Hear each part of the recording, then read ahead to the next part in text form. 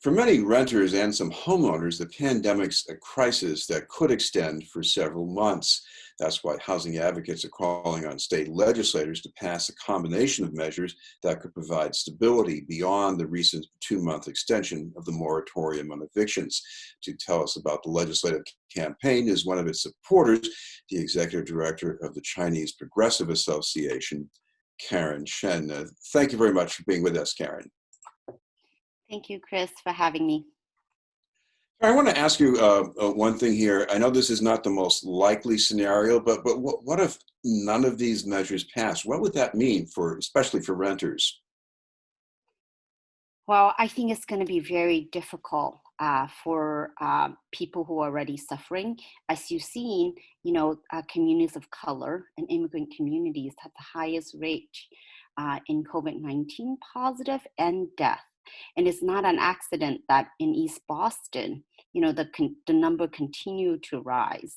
So you're talking about, leaving, thousands and thousands, could be 100,000s of people, on their own and not provide any assistance to help them, to gain housing stability. Well, one of the things that people might assume is that with the moratorium on evictions, nothing is happening. But in reality, what could be, because you've got a property owner who maybe is missing payments, you got a tenant who might be out of work, and maybe those owners, maybe they are taking some kind of actions. Couldn't that be happening too? Well, right now, property owners can apply for deferment on their mortgage payments. I know that especially the smaller banks are doing that. The Guarantee Housing Stability actually would provide a longer term solution. You can actually have a longer deferment. I think that even with the eviction moratorium, and we know that people still are being displaced, just not through the court system. What the eviction moratorium does is that you cannot evict someone through the court system. Well, what about eviction? Because obviously it means you're out of there. But on the other hand, it's also about what happens after you're out, because that could be hanging over your head too, right? Yep. So, what happens, right now, the advice, I believe, is still to shelter at home and, wear a mask and, try to stay distance, right? And especially, if you're living in a crowded area. And one of the reasons why in East Boston, the COVID-19 numbers are so high is because people are living in crowded spaces. And when people live in crowded spaces, it's not because that's what people's choice, but I think it's because of rising rent. And we have seen it in other neighborhoods. We have seen it in Chinatown. We are seeing it, in Roxbury, in Dorchester, and also even outside of Boston. Revere, Lynn, and all these cities are faced with rising rent. Well, one scenario I can imagine is if people feel they have to get out of where they are, they might move in with a friend or a relative. I know that means more crowding. And what does that mean for education? Because you have children who might have to go to school in a different place or might have a hard time plugging into remote learning. Isn't that a problem too? Oh, yeah. I mean, there will be so much issue. I mean, yes, I think that right now, even kids being, remote learning, for people who are not dealing with displacement issues are having issues, have to being on Zoom. I have coworkers whose kids have to be on Zoom. They have to be working from home and, it's dealing with a lot of challenges. And so I can't imagine, what it's like for people. I mean, granted, if you could find a place, it's problematic. But I think my question is really, where would you be able to find a place? Because also we know that rent is not dropping, housing prices is not dropping. Now, I know the governor has extended the moratorium on evictions and foreclosures a couple of months. What you're trying to do with legislation is go maybe a year beyond the pandemic emergency. Why is it necessary to have that much time?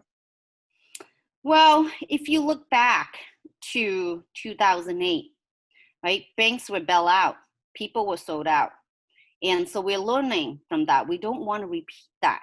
And so, the legislation, the Guarantee Housing Stability Act, was carefully crafted with advocates who've been working on the ground, dealing with thousands and thousands of residents, dealing with, the threat of displacement or actual displacement or eviction.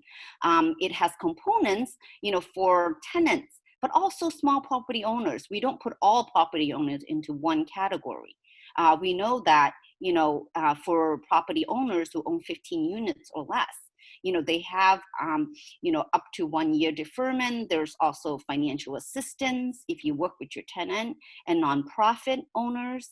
So I think that, it's really for both. And I think that what we have learned from the pandemic is that what's working, what's keeping people, right, fed, and, it's mutual aid. So, we crafted in the legislation in a way that we promote, mutual aid between homeowners and tenants. Your well-being is my well-being, and which is what we need now to, address the pandemic. One other protection you've been seeking for renters is a right to legal representation. Now, there might be cases when it's just sort of inevitable that someone has to move out, maybe because of inability to pay, but how can legal representation help in a situation like that? So oftentimes, when people get a notice to quit, people don't even go to court. They don't know what it is. It takes some time, and especially if you're working long hours, to find help. So people just give up and move out.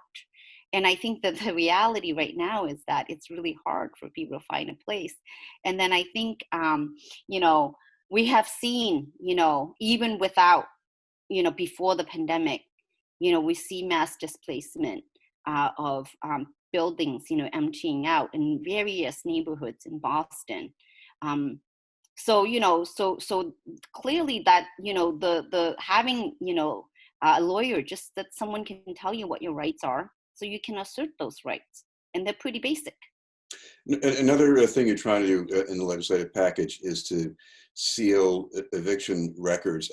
I saw one property owner say right off, this means we're going to have to rent to criminals. What do you say to that?